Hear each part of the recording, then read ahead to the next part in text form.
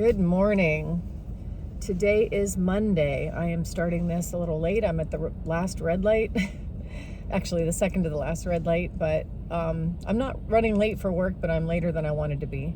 I had to make some phone calls this morning, and if anybody can relate, calling customer service, I mean, you're gonna be on the phone at least a half an hour on hold these days. So, good morning. I'm just trying to get it together this morning, but before we get started, please like and subscribe. Please share my channel. Please comment whether you agree with me or not. Today I wanted to talk about something that has happened in my life time and time again in a variety of different areas in my life, and that is do-overs. I call them do-overs. It can happen in relationships, it can happen in business, like trying to start a business. It can happen in your career, in your job. It can happen with family. There are a lot of different opportunities for do-overs in life. And my camera is falling down. I don't know what's going on with my camera, but sorry about that. It's all wonky, but it's Monday. But what I wanted to share was that when I am in a position where I'm either doing something with money, making a decision, entering a new relationship, doing something at work, or whatever it is, we come to these points in our life when we are involved in something and we do things that may or may not cause things to go haywire. Sometimes things just go haywire and it's no fault of ours. But sometimes when things go haywire, we respond incorrectly and make things worse. Sometimes things go haywire and we have no idea what to do. And then it just gets kind of out of control and we don't really know how we landed where we are. It's like the wind just picked us up and carried us off somewhere, and we land and we sit around and say, how did that happen? There are all kinds of things that happen in life, but they're all here to teach us. Those things are here to teach us. And one of the things that I wanted to share is that life teaches us by allowing us to make the same mistake over and over and over again until we get it right. And life will put us into situations where we are in maybe not the exact same situation, but something similar.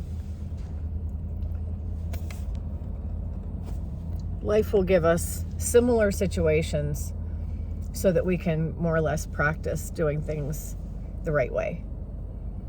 And I noticed that I'm going to talk about, this has happened in relationships with me. Every time I enter into a new relationship, I try to create a gap between one relationship and the next before I enter a new one.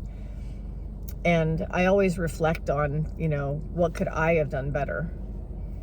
How could I be different? And there are obvious things in relationships that I've noticed that I have done or responded to or, reacted in certain ways that were probably not the best way to act if I wanted that relationship to continue, or the best way to respond. And sometimes response doesn't mean, I used to think if I'm not yelling and screaming and arguing and fighting, then I'm not responding badly. But that's not the case. In relationships, we respond in the heart. We respond inside. It's internal. And so when somebody is doing something that I don't like, I don't yell and scream. I'm not a nag. I'm not I don't do things outwardly. I'm pretty quiet when it comes to, maybe a little too quiet and maybe a little bit passive aggressive, because I will just shut up and not say anything. Or if I bring something up and say this is bothering me, I'll do it once. I won't bring it up over and over and over again. And I used to think that, hey, if you tell somebody something and they don't respond, they don't respect you, that's it, that's the end. They don't respect me, so people call it a red flag, and then they just ghost. They're gone because you didn't do what I asked you to do, and you're not basically conforming to what I need you to do to make me comfortable. So, and I asked you once to not do that, or I used to ask more times than once, and the older I get, the less I want to have to ask. But now I realize that relationships, when things go haywire in a relationship, and you're always going to have somebody getting on your nerves. I mean, I will get on a man's nerves. He'll get on my nerves. It's just inevitable that will happen in a relationship. But there are things that are minor, they're not that bad, and then there are things that are deal breakers. So when something happens that is really something that you would consider, I don't know about a deal breaker, but something in between that you really don't like, and you can't put up with, you don't want to put up with, and that happens. I've learned over the years that in a relationship, and actually in any circumstance, in a job or relationship, anywhere, it's internal. The response needs to be internal. An internal response, a bad internal response, would be holding it all in and carrying resentments and being upset or angry at the behavior, waiting for the behavior to happen, expecting the behavior to happen, and just not kind of dropping out and not wanting to participate in the relationship because of that behavior. That would be one way to handle it, and I think that's a wrong way to handle it. A better way to handle something like that would be think the best. Be grateful and find gratitude for the things you love about the person. Find things to love and focus on those. Don't focus on the errors that they're making, the mistakes they're making, or the things they're doing that are annoying you. Focus on the things you love about them. And crazy as it sounds, when you focus on the things you love about somebody instead of the things that are going wrong, things will shift in a positive direction. It works. It does.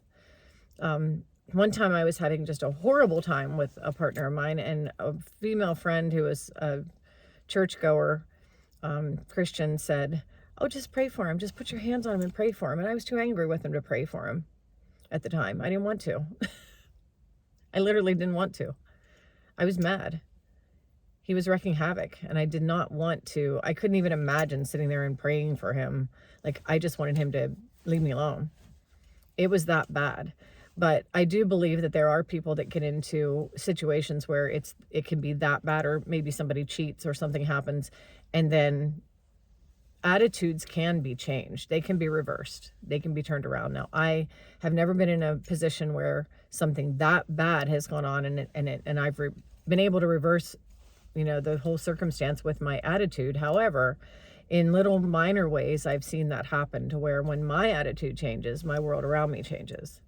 And that can take place in a relationship. It can take place in a workplace. It can take place in starting a new business. It can take place with things that you're investing your money in, investments. People often say, how do I manifest money? How do I manifest this and manifest that? And the answer is to be grateful for what you have, to find all the things to be happy about.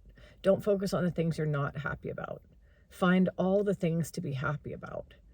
Find the good things, dig them out, mine them, mine the good things.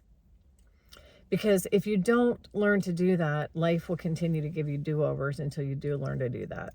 And I'm starting to realize that when I mine the good things, and when I focus on the good things and the positive things, that I have gratitude for those things, the world around me changes.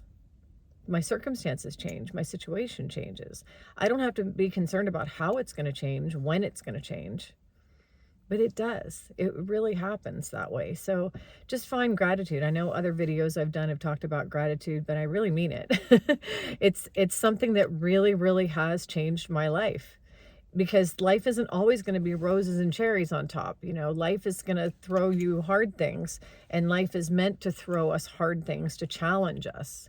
But when we meet those challenges with gratitude, then we rearrange our circumstances, or the vision that we're seeing in front of us, and our future as our future is created. Gratitude really does mean something in creating that future, that new scenario. You do have that ability, and I don't call it control. We don't control what goes on around us, but we have the ability to change what unfolds. And that's the lesson in life. That's what life is all about, is teaching us that lesson. So anyway, I'm going to get into the office. I hope you're all having a great day, and I will see you next time.